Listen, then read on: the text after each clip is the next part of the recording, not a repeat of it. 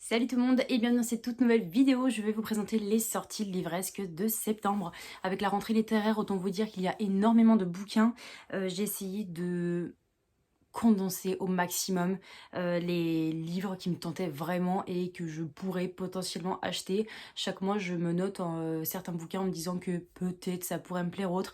Là, j'ai vraiment noté les bouquins qui m'intéressaient. J'ai noté également des bouquins que j'avais déjà lus et qui pourraient vous plaire. Donc, je vous présente ça tout de suite.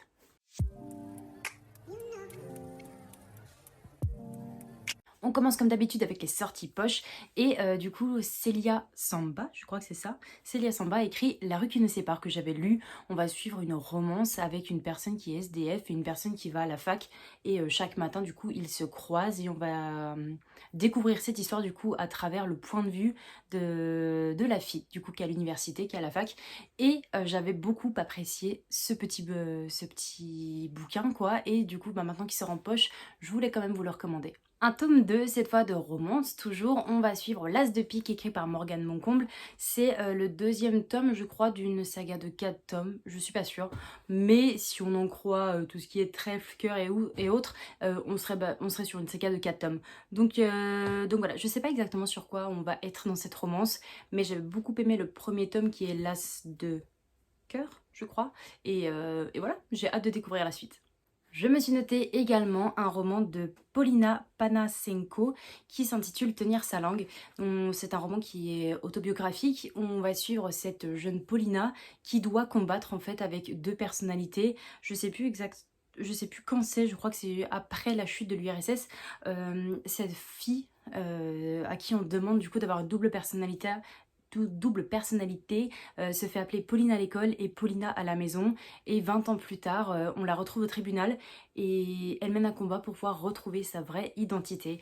Donc j'aime beaucoup ce genre de roman, je lis un peu plus de romans autobiographiques ces derniers temps et je me suis dit pourquoi pas un roman qui est en plus basé sur l'histoire.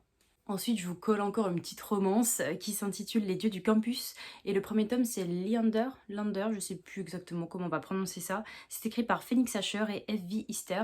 Et c'est juste une romance universitaire. J'en sais pas plus. Mais en ce moment, j'ai envie de romance. Et puis avec la rentrée littéraire et toutes les sorties en poche, c'est parfait.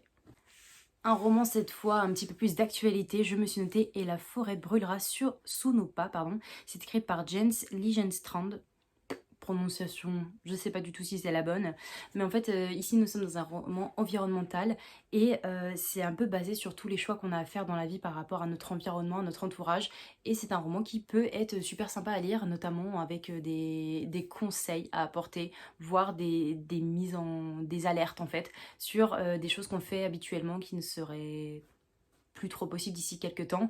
J'aime bien ce genre de bouquin et pourquoi pas le découvrir du coup un petit peu plus notre environnement avec celui-ci. Je me suis noté également Ce qui vient après, écrit par Joanne Tompkins. Ici on va suivre deux parents respectifs. Nous avons, je sais plus comment il s'appelle, Isaac. Isaac qui est le père d'un jeune homme qui a été assassiné. Et nous allons suivre Laurie, la maman du fils qui a tué le fils d'Isaac, en gros. Et c'est des parents qui étaient proches auparavant, mais qui ne le sont plus suite à la catastrophe qui a eu lieu. On ne sait pas exactement ce qui s'est passé, mais en fait, il y a un autre personnage qui va arriver, qui est une élève et qui est une camarade de classe des deux jeunes garçons, du coup. À noter que le garçon qui a assassiné son meilleur ami, du coup, s'est suicidé par la suite. Et cette jeune femme qui rentre, du coup, dans cette histoire, va faire exploser tout ce que les parents savaient et les parents vont remettre en question un petit peu plus ce qui s'est passé dernièrement avec leur garçon et comment ils en sont arrivés du coup à mourir tout simplement. Donc c'est un roman qui est pour moi un roman qui peut être crève-cœur et en même temps tourné un peu en mode thriller et suspense. Enfin bref, moi j'adore ce genre d'histoire, donc on fonce. C'est un roman celui-ci qui a déjà été lu je pense par beaucoup de monde, qui a fait parler de lui il y a un certain temps. Ça s'appelle La lumière sous les combles, ça fait un petit bout de temps qu'il est dans ma wishlist et là du coup je suis ravie de le voir sortir en poche. C'est écrit par Sharon Cameron et pour vous faire en gros en speech, il y a marqué dans la quatrième de couverture 13 juifs dans mon grenier, de toute façon les nazis pourront me tuer qu'une seule fois. Et voilà, tout est dit dans ce roman, on sait de quoi ça va parler et j'ai hâte de le lire. C'est parti, on passe au gros format et je vous parle d'un Twisted Tale qui va sortir, celui de Pinocchio, qui s'intitule Quand on prit la bonne étoile et c'est Elisabeth Lim qui l'a écrit. On est au tome 14, j'en ai pas lu autant de Twisted Tale, je crois que j'ai dû en lire genre un ou deux seulement et j'en ai quelques-uns dans ma pile à lire que j'ai vraiment hâte de lire, mais c'est vrai que je les lis dans la période un petit peu plus automne-hiver parce que ça me fait penser à Disney où t'as envie d'être posé, cocooning, dans ton sofa, dans ton canapé avec ce genre de bouquin. La Queen revient, C.S. Quill qui nous sort le tome 5 de Campus Drivers. Et voilà, pareil, c'est une romance universitaire. Je suis un petit peu déçue et d'un côté je suis contente parce que déçue parce que je pense avoir terminé une saga et contente parce que du coup je vais pouvoir continuer cette saga. Il y a le tome 4 qui est sorti aussi cette année et j'attends qu'il sorte en poche en fait parce que j'avais pris la petite collection édition limitée. Donc du coup j'attends qu'il sorte en poche l'année prochaine pour pouvoir me les procurer et les lire directement après l'achat. Un petit peu de fantasy parce que j'en lis pas énormément, je vous en présente pas du tout, mais de temps en temps j'aime beaucoup les résumés. Ici je me suis noté La malédiction de Cassandra, écrit par Juliana Harcourt, et je sais qu'on est sur de la fantasy un peu enemies to lovers. Donc fantasy plus romance, pour moi ça pourrait me plaire, c'est un tremplin pour pouvoir lire un petit peu plus de fantasy. Après il faut voir comment c'est écrit parce que c'est vrai que j'ai beaucoup de mal à lire de la fantasy, on va pas se mentir. Je me suis notée aussi Avant la tempête de Camilla Simon. Et je sais pas exactement sur quel roman on va dériver. Je vous dirais bien de la romance, mais je suis pas sûre. On va suivre une fille qui s'appelle Tanner et elle retrouve son père 12 ans après son enlèvement. Et en fin de compte, son père, ben, c'est pas le père qu'elle a connu tout simplement. Il a refait sa vie et je crois qu'elle commence à être un petit peu proche, pas forcément proche, mais il y aura des sentiments qui sont un petit peu interdits avec son demi-frère. Mais pour moi, vu la tournure des événements et la tournure de l'histoire, je peux pas dire que c'est totalement de la romance, voyez-vous. Je suis un petit peu entre deux, entre un petit contemporain et un je refais ma vie, je réapprends à avoir confiance après le fait de m'être éloignée de ma famille du coup pendant 12 ans. Je sais pas exactement où on en sera, mais en tout cas, c'est un roman où le résumé m'a plutôt plu. Morgane Moncomble revient avec une autre saga, une nouvelle romance qui s'appelle Un automne pour te pardonner. Je ne sais pas du tout de quoi on va parler.